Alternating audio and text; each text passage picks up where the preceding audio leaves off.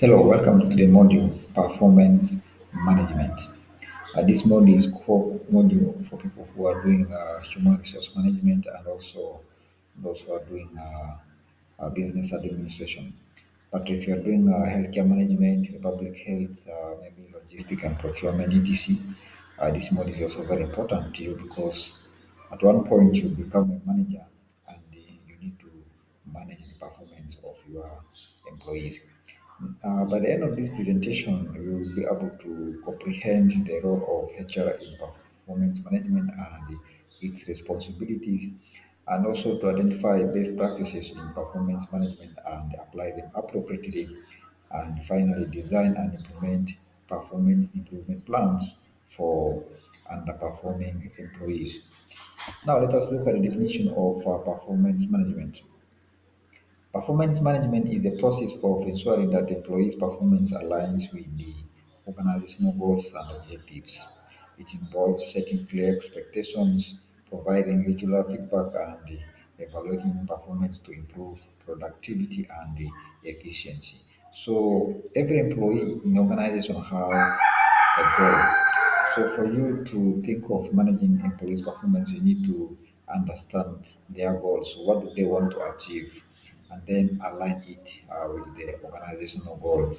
For example, people who work in a department of human resource, if you are the HR officer, then you might be having the goal or ambition of becoming a senior human resource officer or even a human resource manager in that organization. If that is your goal, then the management has to align that goal with the goal of the organization as they are planning to manage performance. Now let us look at the objectives of performance management. One is aligning individual goals with organizational objectives. I've already told you that some individuals in the organization they are aiming higher. They are not only focusing on the current position, but they are targeting a higher position. So you need to align those goals. You need to identify them first and then align them with the objective of the organization. That is the objective of performance management. The next one is to improve employee performance through feedback, coaching, and development. So, performance management is all about improvement of employee performance. In an organization, you have people who are underperforming. The reasons for underperforming could be because of lack of skills or because of the technicalities in that job they are doing. So, in the management of performance, you are able to identify those gaps and then give them feedback on what they're supposed to do in order to improve on their performance and also maybe assign someone to coach them. So that's objective number two of performance management. Then the next objective is recognizing and rewarding high performers to boost, to foster motivation and job satisfaction. So high performers, they need to be recognized. The aim of recognizing them is to make sure that they are motivated so that they can keep performing. And also for those who are underperforming, they will be encouraged to perform better because of the recognition or because of the prize you are giving to the higher performance. So it is very important for you to always recognize people who are performing well in your organization. The next objective is identifying and addressing performance gaps and areas for improvement. A human being is a unique resource. You can't compare it to other resources like finance or computers, etc. Because people they have different ambitions, they have different needs or wants, they have different things which can motivate them. In fact, motivation is one of the determinants of performance. If someone is not motivated, then his performance will actually be very low. So, in your arrangement to manage performance, you need to identify those areas where they need improvement. Why are they not performing? Okay, it could be because of lack of motivation. So if you've identified that the reasons for underperforming is because of lack of motivation, then you need to motivate them so that they will perform well. And if the motivation is in place, everything is okay, but the employees are not performing to the expectations, then that weakness is beyond motivation. It means you need to think of training that employee so that he or she can perform better. So basically, these are some of the objectives of managing employee performance in an organization. Now, let us look at the benefits of performance management. One is it enhances productivity and efficiency across the organization. Of course, high performing employees are always very productive and efficient in terms of cost reduction. Organizations, especially those who are making profit, those profit making organizations, they are very sensitive if it comes to losses. So they don't want the organization to incur losses. And for them to avoid that, they need to manage the performance of employees so that they become more productive. So that by the end of the day, the organization is able to maximize profit because it is the profit they use to pay employee salary. The next one is improved employee engagement and job satisfaction. So when the employee's performance is managed well, he becomes satisfied with the job he is doing. Job satisfaction is simply a situation where you're contented with the job you're doing because you have the necessary skills, the knowledge to do the job. In other words, the job does not give you hard time. So where the job gives you hard time, that's what you call job dissatisfaction, and that's very dangerous. When employees are not satisfied with the job they're doing, then they are going to leave the organization, which will increase the turnover rate in that particular organization. The next benefit is the clear communication of expectations and the goals. So, in the process of managing employee performance, of course, the goals of the organization is always communicated to them, and then what is expected of them is also clearly explained to them, or it can be drafted in the job description, which is basically the daily tasks employees are doing in the organization. The next objective or benefits of the performance management is that it increases accountability and ownership of individual and team performance. So when you master what you're doing well, you will be accountable for it. In case of any mess in the process, you will be answerable. But if your performance is not managed well, then the whole organization can be accountable because they did not train you or they did not manage you well on how to execute the task. Therefore, when your performance is managed, you become totally accountable for the task and then you can own the work you are doing. So when you own the work you are doing, it means you are actually motivated. Okay, some employees they don't want too much supervision. Very close supervision is a sign that the employee is not performing well and it can lead to demotivation. So you need to give that ownership, that freedom to the employees to express themselves. Let them do the work the way they feel it is to be done. Than you always keeping close eyes on them. So what I'm trying to say is sometimes too much supervision is not good, though you always have to supervise your employees. So basically, these are some of the benefits of performance management. Now let us look at the performance management and the organizational success. How are the two related? By setting clear expectations, providing regular feedback, and evaluating performance, organizations can optimize productivity and achieve desired outcomes. Every organization has targets to achieve. What you are achieving is actually the outcome. So, how does managing performance help organization to achieve the desired outcomes? In the process of managing the performance, there are set of rules or a standard to follow. So when the employees go against the standard set, it means that the organization is not going to achieve what it intends to do because the standards have not been followed. So these are some of the things you need to take into consideration if you are managing the performance of employees in the organization. The next one is effective performance management leads to increased employee engagement, motivation, and job satisfaction, which in turn contribute to organizational success. So when employees are motivated, when they are satisfied with their job, it means, of course, the organization is going to make some profit, or the organization can be successful, because the performance of the organization entirely depends on the employees. So if the employees are not performing, then the organization as well is not doing well. In other words, employees are the engine of an organization. So basically, these are some of the similarity or connection between performance management and the organizational success. Now let us look at the performance management cycle.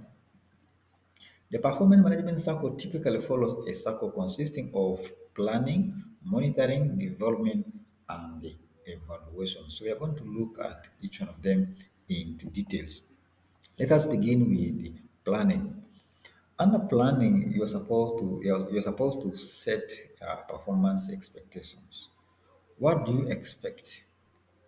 After setting the expectations, of course, you have to communicate it to your employees, because if you don't communicate to employees, how will they know that that is what is expected of them? So always set the expectations and then communicate it to the employees. That is the under planning stage. Then you need to define goals.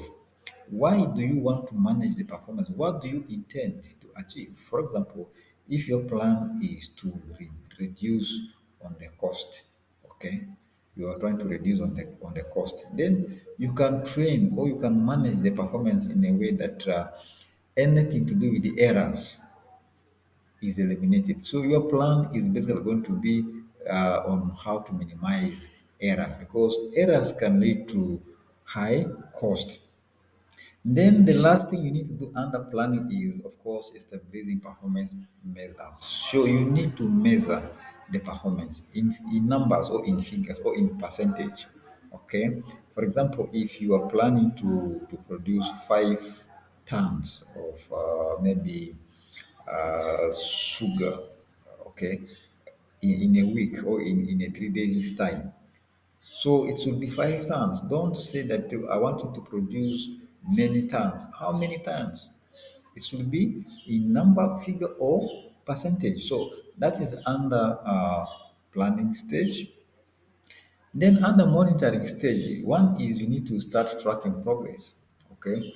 So if the target is to produce 5 tons of sugar, how far has it gone? Have you reached at least 50% of the target, or you are on 70%? So you need to track that progress, because if you don't track the progress, what if work is not moving? Okay, so by you tracking the progress, you are able to detect whether the task is going on well or not. And if the task is not going on well, then you need to identify the reasons why it is not going on well earlier than keeping it waiting. Because the moment you have identified where the problem is, you are able to address it in time, and the workflow will continue. The next one under monitoring is still is providing ongoing feedback. Feedback can be positive, and also it can be negative. How is it positive? It is positive when the employees are performing well, and then you are just appreciating them that yes, this is how it is supposed to be done. Thank you, things like that. By you saying thank you, or by you appreciating the employees, they feel motivated even to do better. And then it can also be negative in a way that if the employees are not performing well, then you need to correct them through feedback. Okay, telling them this is wrong, you are not doing the right thing. This is how it is supposed to be done. The earlier is the best. If you have delayed with it, then it is going to affect the production process. Then by the end of the day, you are going to have poor quality outcome or product. So you need to identify those errors earlier, then communicate to the employees so that they can rectify or improve on it. Still under monitoring, you need to address any performance issues. What are the major performance issues? Underperforming, of course, and errors. So when employees are underperforming or a lot of errors, you need to address them as soon as possible. Don't let it go beyond, because the moment it reaches beyond, the organization is going to suffer in terms of losses. Okay, identify the errors early and then address them. If it means redrafting the job description or changing the employees from one department to another, or what we call job rotation, you need to do that as early as possible to avoid high cost. So basically, these are some of the activities you need to do under monitoring stage. Then the next one is development. Okay, under development, you need to offer training to employees, because development is all about accumulation of skills, knowledge, education, experience, etc. There's no way we can talk of managing employees' performance if we don't train them. In fact, training is one of the ways of managing the performance of the employees. The next one is coaching and development opportunities to enhance performance. So you need to give high opportunities for your employees. This will help them to gain experience at the highest level than always performing at the lowest level. And sometimes some employees are not motivated when they work at the highest, at the lowest level. For example, you have been working in an organization for over 10 years as assistant officer. For how long are you going to keep working? Yet you have the experience now in that organization. You have understood the system, how the organization operates, and yet you're not being promoted. So it's advisable for managers to give those higher tasks to the employees.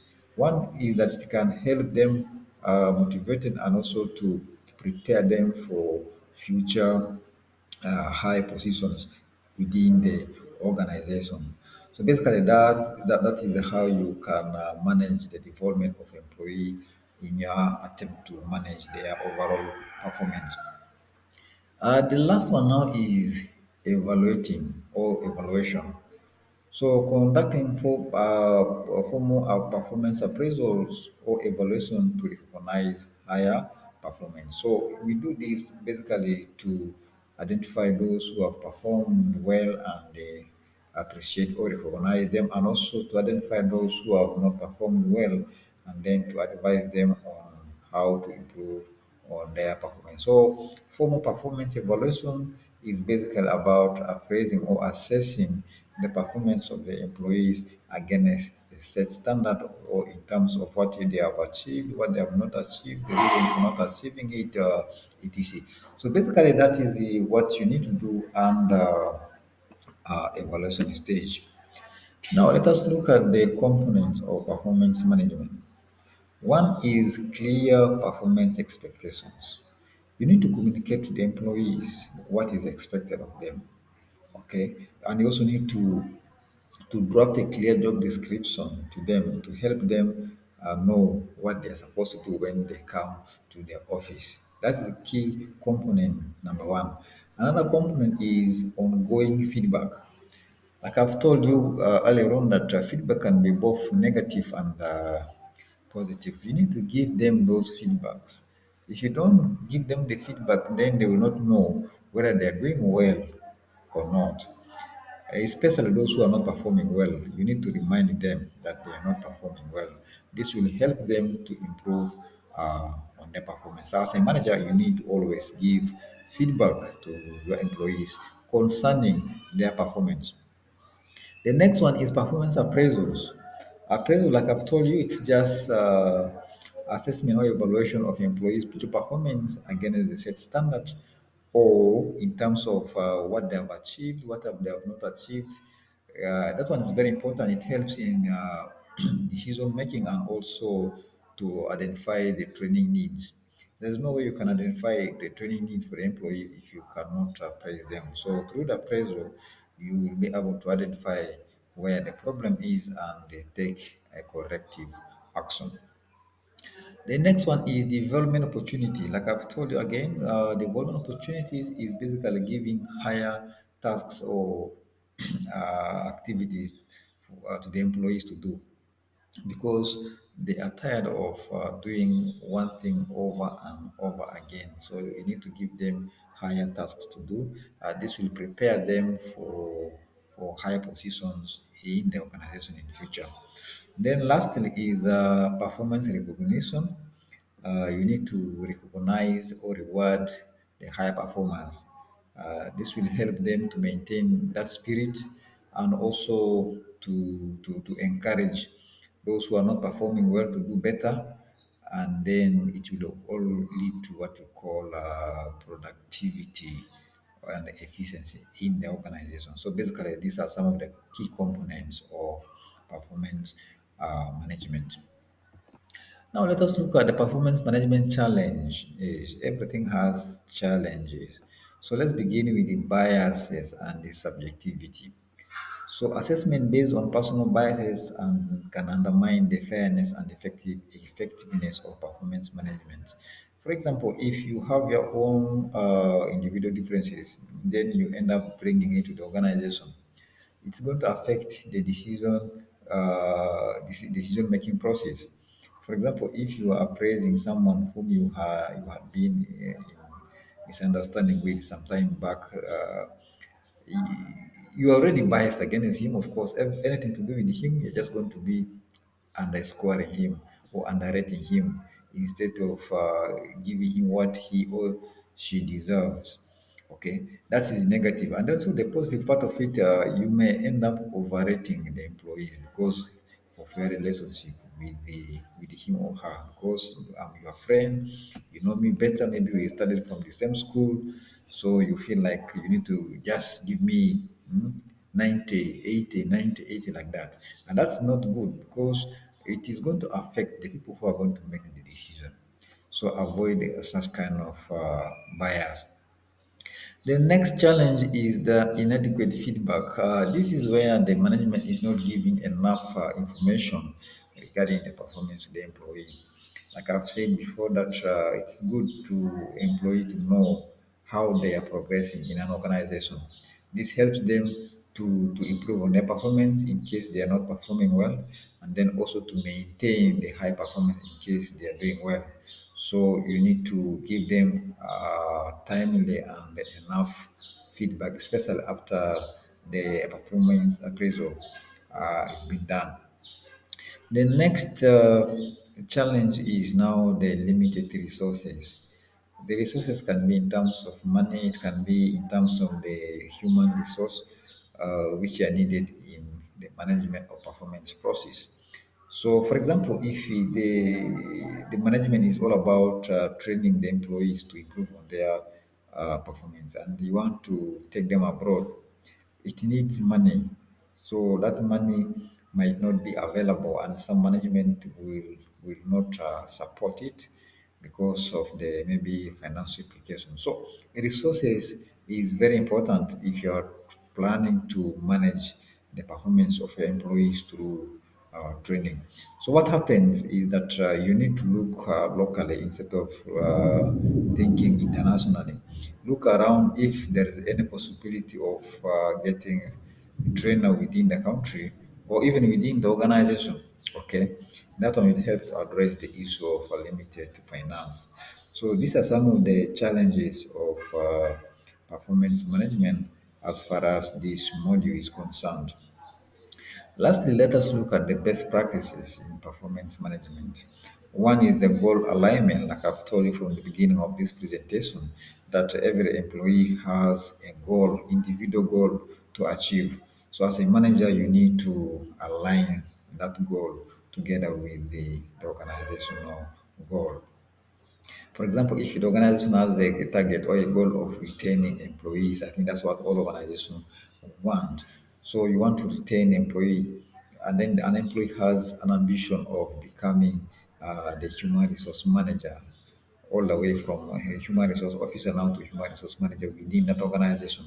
Then you can easily align that goal within the goal of organization, which is retaining employees. It means that person is going to be committed. Whatever training, whatever activity you're going to give to him, he or she will execute it because he or she knows that in future he's going to be the manager or the human resource manager of that organization. So keep aligning the goal. The next one is continuous communication. You need to communicate to the employees, especially the goals, the expectation, what is expected of them in terms of the job description, etc. This communication helps them to be on track. It helps them to know what is expected of them and also to know the organizational goals and objectives. So, on top of that, communication can also bring the organization and the employees together. The next one now is employee involvement. You need to involve employees in the management process because the management process is a two-way kind of process. It's not only the organization training itself, but it's training the employees. So if there's anything to do with the training, then you need to involve the employee in time, tell them what you expect of them, and also the likely implications of them managing their performance so that they will know and then also prepare themselves for it. The next one is training and development. This one is especially if the employees are underperforming. When your employees are underperforming, the best thing to do is to give them the necessary training. So when you have trained them, actually, they develop. And what happens if they develop is that they will be more prepared for higher positions within the organization. Then lastly is performance recognition, which I've over talked about it. It's basically to appreciate the high performer and also to encourage the lower performers to do better uh, so that the productivity and efficiency of the organization is improved. So basically, that's what I had for you, and thank you so much for watching. We meet in the next presentation.